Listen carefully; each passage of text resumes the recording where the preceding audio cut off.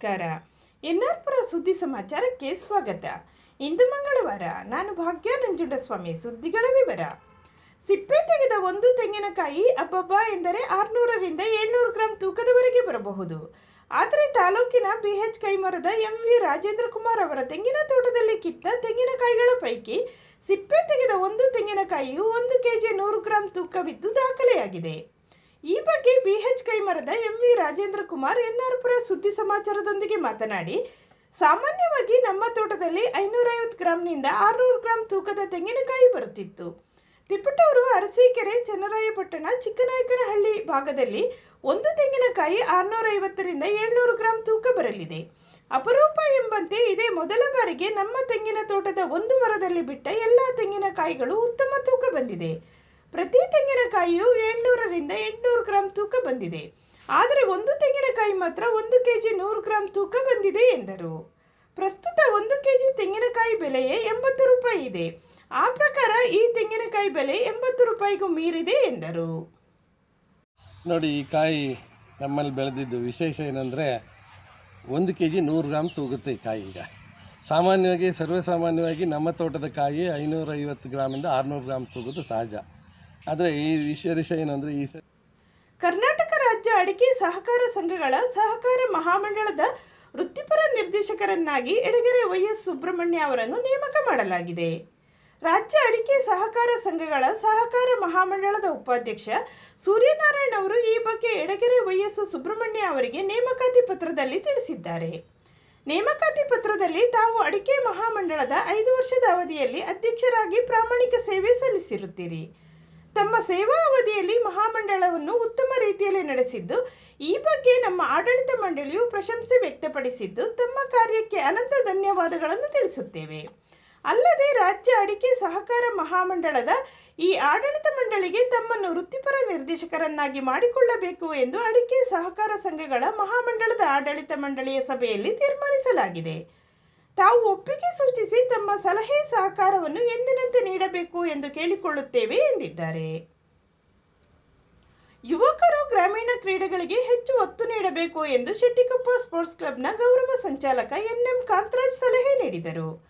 ಅವರು ಶನಿವಾರ ರಾತ್ರಿ ಶೆಟ್ಟಿಕೊಪ್ಪದ ಪ್ರೌಢಶಾಲೆಯ ಕ್ರೀಡಾಂಗಣದ ಆವರಣದಲ್ಲಿ ನಡೆದ ಶೃಂಗೇರಿ ಕ್ಷೇತ್ರ ಮಟ್ಟದ ಹೊನಲು ಬೆಳಕಿನ ವಾಲಿಬಾಲ್ ಪಂದ್ಯಾವಳಿ ಉದ್ಘಾಟಿಸಿ ಮಾತನಾಡಿ, ಗ್ರಾಮೀಣ ಕ್ರೀಡೆಗಳಲ್ಲಿ ಗ್ರಾಮೀಣ ಜನರ ಬದುಕು ಭಾವನೆಗಳು ಅಡಗಿವೆ.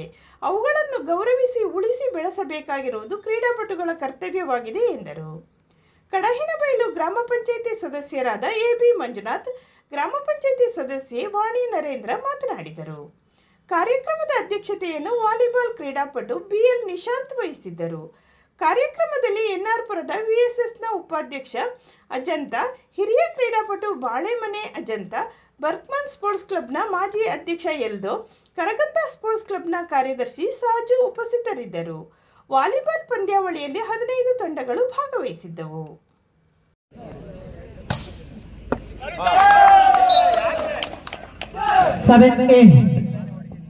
ಮುಂದಿನ ಪಂದ್ಯಕ್ಕಾಗಿ ಕರೆಯನ್ನು ರಮಾಯಿಸಿಕೊಳ್ತದವೆ ಯುನೈಟೆಡ್ ಫ್ರೆಂಡ್ಸ್ ವಿರುದ್ಧವಾಗಿ ಕೊಪ್ಪ ಸಂಜೀವಿನಿ.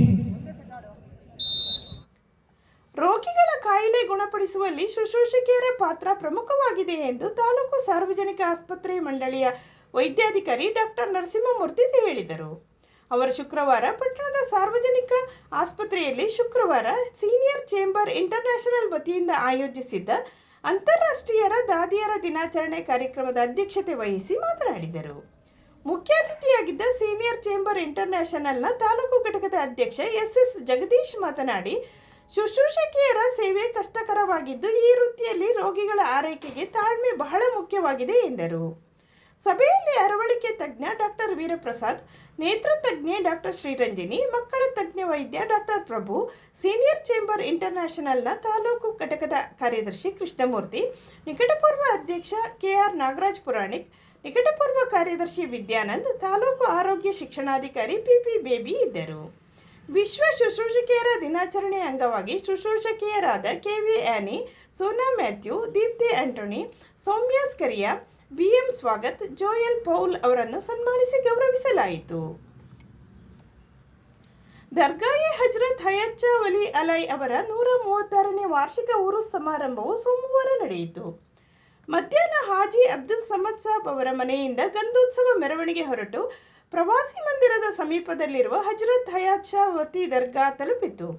ನಂತರ ದರ್ಗಾದಿಂದ ಹೊರಟ ಗಂಧೋತ್ಸವ ಸಂದಲ್ ಮೆರವಣಿಗೆಯು ರಾಜಬೀದಿಯಲ್ಲಿ ಬಂದು ದೀಪ್ತಿ ಸರ್ಕಲ್ ಬಳಿ ಇರುವ ಹಜರತ್ ಬಾರಿ ಸಾದತ್ ವಲಿ ದರ್ಗಾ ತಲುಪಿತು.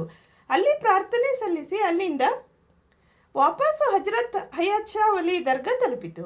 ರಾತ್ರಿ ಧಾರ್ಮಿಕ ಸಭಾ ಕಾರ್ಯಕ್ರಮ, ಸಾಮೂಹಿಕ ಅನ್ನ ಸಂತರ್ಪಣೆ, ಕವಾಲಿ ನಡೆಯಿತು.